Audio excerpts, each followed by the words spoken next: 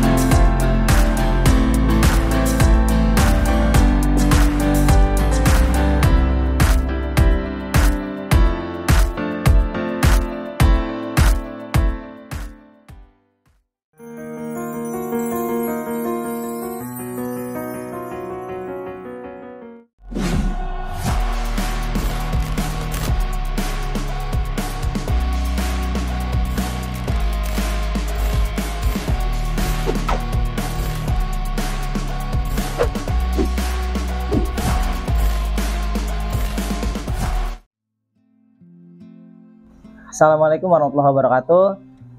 Sahabat Lentera 3, perkenalkan, nama saya Hafiz Hidayat.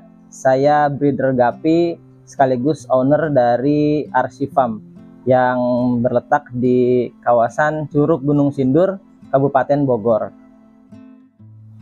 Sebenarnya saya tidak memiliki background tentang ilmu perikanan.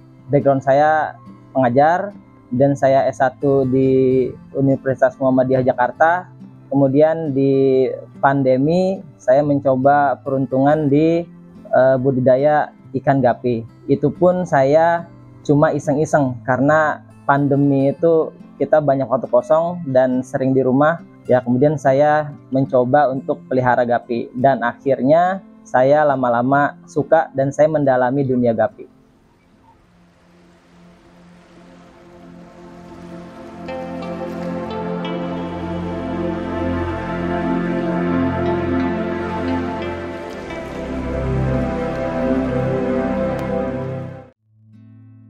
Oke, bermula di tahun 2020, saya mencoba mencari tahu tentang gapi. Saya browsing, saya lihat di YouTube, dan ternyata yang tadinya saya tahu hanya jenis dragon aja, ternyata ketika saya cari di YouTube itu ternyata jenisnya banyak sekali, variannya banyak, kemudian harganya pun macam-macam. Akhirnya saya otodidak belajar dari YouTube, lalu saya searching lewat Instagram dan media sosial lainnya, ternyata banyak breeder di sekitaran saya.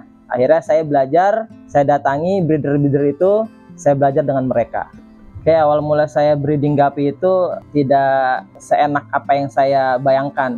Breeder itu sesuatu hal yang benar-benar kita melalui proses. Ada kalanya karena kita main hewan hidup, entah ada kematian dan lain-lain. Contohnya ketika saya sudah mau panen, di bulan keempat sudah mau panen, kurang lebih ada 100 ekoran. Waktu itu jenisnya saya belajar di Black Moscow, itu hampir semua mati. Tersisa hanya 8 ekor, itu pun kondisinya sudah tidak baik. Nah, di situ saya benar-benar down.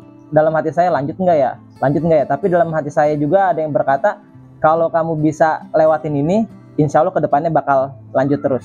Nah, dari situ saya oke, kita lawan rasa down, kita lanjutin lagi, dan alhamdulillah sampai sekarang masih terus jalan. Selain dari YouTube, kemudian saya datangi breeder-breeder untuk belajar. Saya pun aktif di kontes-kontes, khususnya saya bantu-bantuin panitia dalam hal video. Jadi saya biasanya kalau ada kontes di sekitaran Jabodetabek, saya bantu panitia dalam hal membuat highlight sebuah kontes. Jadi dari situ saya ketemu teman-teman dari mana-mana, banyak teman, banyak saudara. Akhirnya mereka pun mengenal saya, mengenal Archifam. Seperti itu.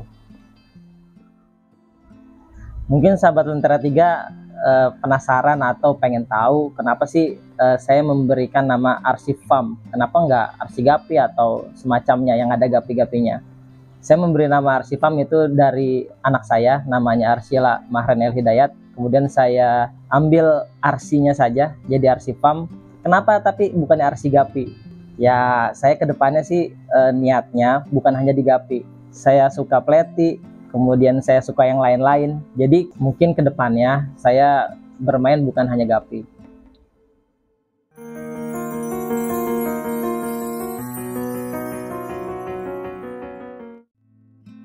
Yang saya ketahui tentang ikan gapi itu sering disebut million fish ya, million fish.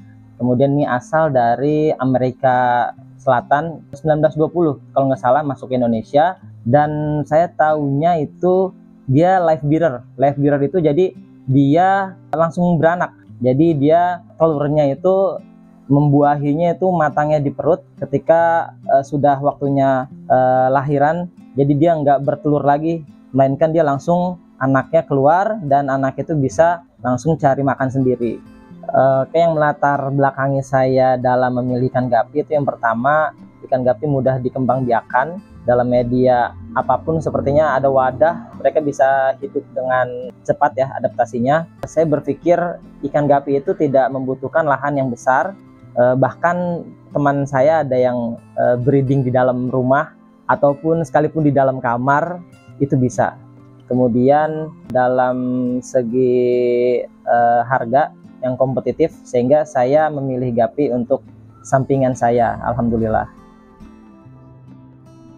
Untuk sekarang ini saya membudidaya jenis 3 strain ya. Yang pertama ada albino koi red ear, kemudian ada albino full red atau biasa disebut AFR, itu solid, warna solid merah full.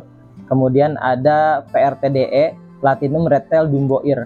Yang terkenal itu butterfly karena jenis ini kupingnya sangat besar sehingga kalau kita lihat seperti kupu-kupu di dalam air. Lalu saya saat ini lebih fokus ke satu strain yaitu albino koi red ear. Nanti di akhir video kita akan bahas atau kita akan lihat bagaimana sih albino koi red ear itu.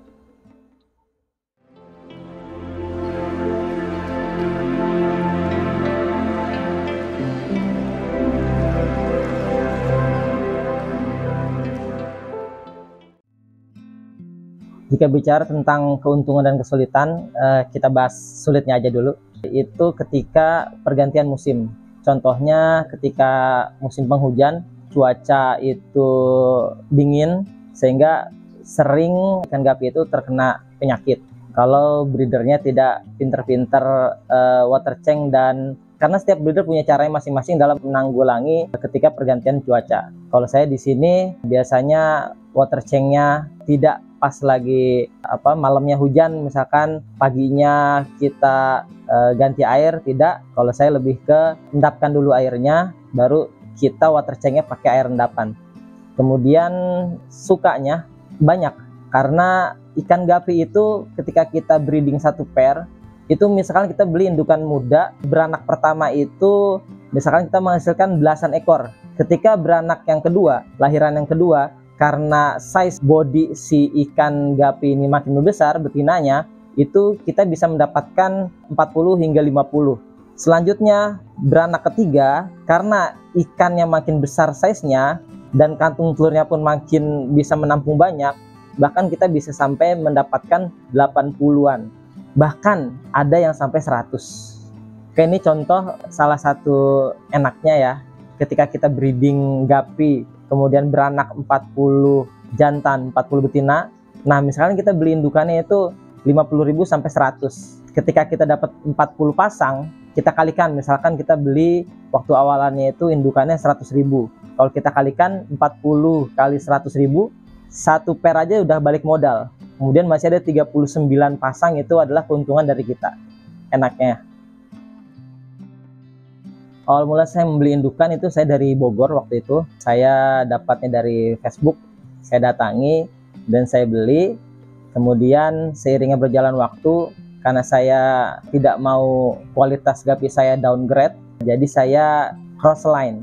Jadi ketika ikan gapi itu terus-menerus di crossline, insya Allah kedepannya itu daya tahan tubuhnya pun tidak gampang sakit. Saya ngambil dari Jakarta, kemudian Jawa ada, dan saya memilih indukan pun tidak asal-asalan. Saya tanya ini dulunya ambilnya dari mana, ada yang dulunya dari Vietnam pun ada, saya ambil dari dia. Lalu selainnya itu kriteria menurut pandangan saya, sebagai memang saya fokusnya di albino koi. Luas lahan yang saya pakai di sini, saya memanfaatkan halaman samping rumah itu kira-kira 60 sampai 80 meter. Kemudian media yang saya pakai di sini, saya menggunakan tank atau akuarium. Ukurannya saya pakai 40 kali 30. Lalu untuk styrofoam ada 30 buah. Saya menggunakan yang ukuran 75 cm. Lalu ada juga kolam, itu ukuran 2,5 meter. Kalau bicara idealnya untuk pemula, untuk media itu kalau mau memilih tank atau akuarium, bisa pakai yang seperti saya, yaitu ukuran 40 kali 30 kali 25. Kalau misalkan mau pakai styrofoam, bebas pilih ya, tapi saya rekomendasikan itu yang seperti saya, 75 cm. Kalau mau pakai kolam terpal ya itu selera masing-masing. Tapi untuk gapi itu tidak terlalu membutuhkan kolam yang terlalu besar. Kalau bicara tentang berapa lama breeding gapi, itu sepertinya kita harus bicara tentang jenis gapi itu sendiri. Jadi dalam gapi itu ada yang kita sebut mata hitam, ada juga yang mata merah atau albino. Jadi ada case waktu itu pembeli saya itu chatting saya, "Mas, ini semalam indukan saya masih besar perutnya, masih hamil. Kok pagi-pagi udah kempes?" Sebenarnya albino itu lebih rentan ke makan anak, jadi dia kanibal. Tapi ada satu syarat kalau kita mau si albino ini tidak memakan anak, yaitu ketika dia sedang hamil besar, itu kita kasih asupan makanan yang cukup, sehingga ketika dia beranak, itu dia sudah dalam posisi kenyang, sehingga ketika ada anaknya pun ya dia nggak akan makan anaknya. Kemudian kalau si mata hitam, itu lebih friendly lah ke anak-anaknya. Bahkan kalau misalkan kita beli satu pasang, kemudian hamil lalu beranak, itu kita diamkan saja, itu bisa banyak di satu tempat itu juga. Tapi secara garis umum, ketika gapi sudah hamil besar itu, kalau cara saya di sini dipindahkan ke air yang baru, itu dia cepat untuk beranaknya. Dan ketika sudah beranak, itu bisa kita pisahkan antara si baby dengan indukannya. Agar kenapa? Agar ketika kita kasih pakan, si baby ini tercukupi makannya, tidak habis oleh si betinaan atau indukan-indukannya. Untuk perkiraan waktu panen dari baby sampai besar itu perkiraannya 4 bulan. 4 bulan itu kita sudah bisa jual. Atau misalkan permintaan itu sudah banyak, di umur 3 bulan up, 3 bulan setengah itu sudah bisa kita keluarkan untuk kita rilis.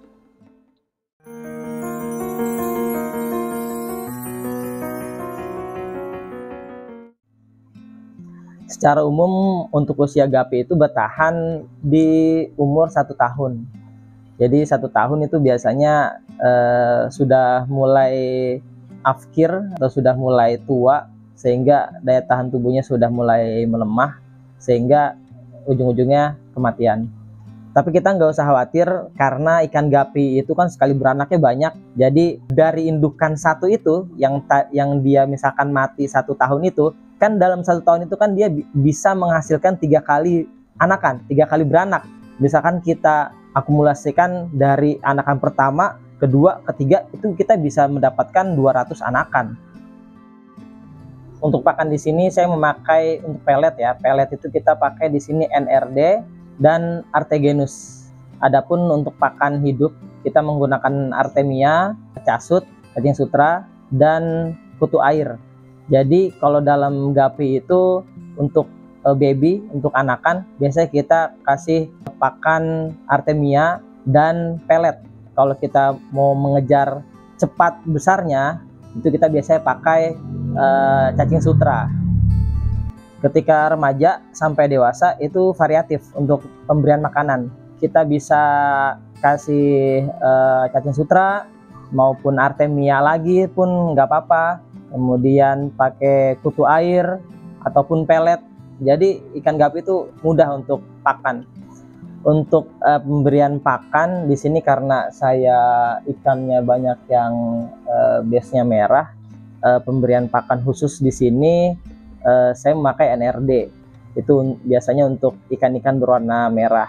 Tapi terkhusus ya untuk pemula yang mau coba sih, sebenarnya genetik itu sangat menentukan untuk kualitas anakan ke depannya. Hanya saja pemberian pakan itu juga sangat membantu dalam hal menguatkan warna. Fasilitas filterasi di sini menggunakan filter semi under gravel, yaitu kita hanya membutuhkan mesin aerator. Kemudian untuk media filternya itu biasanya saya membuat sendiri. Kemudian kita membutuhkan media berbahan plastik, lalu bebatuan. Kalau di sini banyak opsi, bisa pakai pasir malang yang paling besar ukurannya, atau bisa pakai batu pancawarna. Lalu ada juga yang pakai batu jolit, kemudian karang jahe juga itu bisa. Untuk pemasaran kita di sini menggunakan media online ataupun offline. Kalau misalkan offline, jadi langsung aja datang ke farm, kemudian langsung pilih ikannya sendiri. Kalau misalkan online, nanti bisa melalui Instagram, Facebook, YouTube, ataupun WhatsApp. Biasanya buyer chatting ke kita, inbox ataupun DM. Nanti biasanya kalau untuk detail serius, nanti kita sambung ke WhatsApp. Nah, di WhatsApp itu biasanya kita komunikasian dengan buyer, kita videoin ikan yang akan dikirim ke buyer nantinya. Untuk pasaran, kita sudah menjual Jabodetabek, luar pulau, bahkan ke luar negeri untuk ekspor. Untuk lokal kita sudah sampai Papua, Kalimantan, Sumatera, Medan. Ya alhamdulillah untuk lokal sudah keseluruhan. Kemudian untuk ekspornya kita sudah ke Kanada, Belgia, Meksiko. Untuk harga tertinggi untuk lokal saya pernah menjual satu pasang itu ke Bandung itu 500.000 per pasang. Adapun kalau ke luar negeri pencapaian tertinggi saya itu $25 untuk penjualan satu pasang ikan.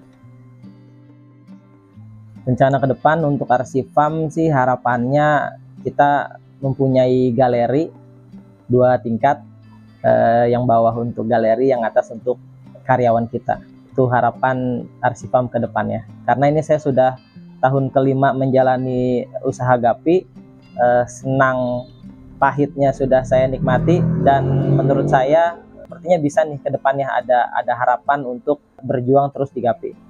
Harapan untuk dunia pergapian, untuk yang sekarang sudah terjun di dunia pergapian, yang sangat perhatian dengan pergapian Indonesia, yaitu komunitas-komunitas, panitia-panitia yang sudah membuat kontes-kontes, agar terus ada, agar terus setiap tahunnya memberikan kontes yang berkualitas, agar ikan kita juga tetap terjaga, harga, kemudian kualitasnya pun terjaga, lalu bermunculan pemain-pemain baru atau pemula-pemula yang semakin tertarik di dunia gapi. Pesan-pesan untuk sahabat Untera 3, untuk gapi itu ikan yang sangat mudah dan sangat enak untuk dinikmati ketika kita pulang kerja melihat ikan gapi berkoloni dengan jumlah banyak, itu bisa langsung hilang capek kita. Ketika kita mau seriuskan juga pun bisa, kita mendapatkan apa yang kita usahakan pun bisa ya, yaitu berupa uang.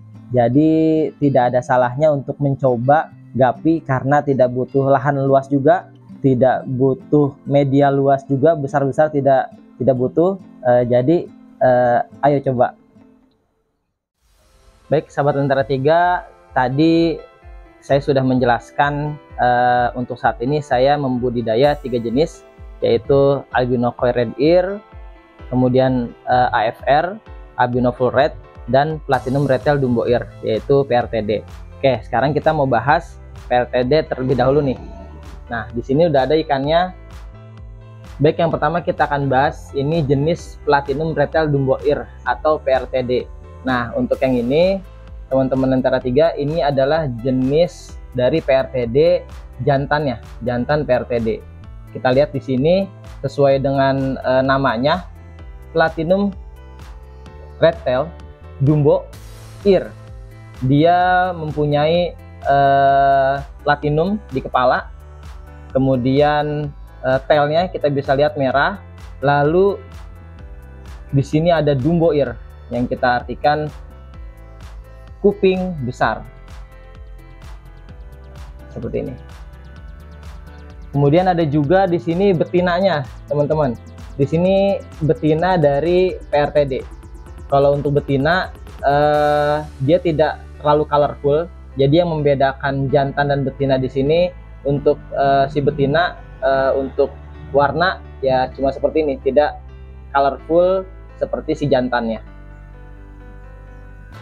Oke, baik, berikutnya ini ada jenis albino full red atau sering disebut AFR. Untuk jenis ini seperti namanya juga ya, jadi dia full red ya, solid merah. Ini untuk jenis jantannya seperti ini. Kemudian untuk betinanya seperti ini. Mungkin untuk di varian atau jenis AFR ini dia nanti dibedakan menjadi untuk tailnya ya, ada yang delta tail ya, ada yang big tail, kemudian dorsalnya pun ada yang big dorsal dan lain-lainnya. Baik teman-teman, nah ini dia strain favorit di RC Farm. Di sini ada betinaan dari albino koi red ear, kemudian jantan dari albino koi red ear. Yang mana red ear itu berarti jantan dan betina itu memiliki kuping yang merah. Karena di albino koi ini ada yang kupingnya tidak merah juga untuk nanti anakannya, seperti itu. Nah, ini untuk jantanan dia lebih ke full red, hanya saja dia ada bias putih di badan memanjang. Nah, seperti ini. Nah, seperti itu untuk jantan. Nah, untuk betina di sini dia merah mengalung dari atas sampai bawah sampai perut. Lalu untuk warnanya itu merah, putih, merah. Yang lebih baik lagi, kualitas yang bagus lagi topnya, untuk gonopodiumnya ini merah juga seperti yang satu ini nih. Nah, yang ini nih. Yang ini. Dia gonopodiumnya itu sirip bawahnya tuh merah juga. Itu yang bagusnya seperti itu. Oke, teman-teman Lentera 3, ini kita compare antara albino koi red ear yang kupingnya merah nih dan albino koi saja nggak pakai red ear. Nah, ini yang ini. Kenapa nggak red ear? Ya karena kupingnya memang tidak merah. Nah, bisa dibilang yang lebih berkualitas yang ini, dan harganya pun lebih mahal yang ini dibandingkan yang ini.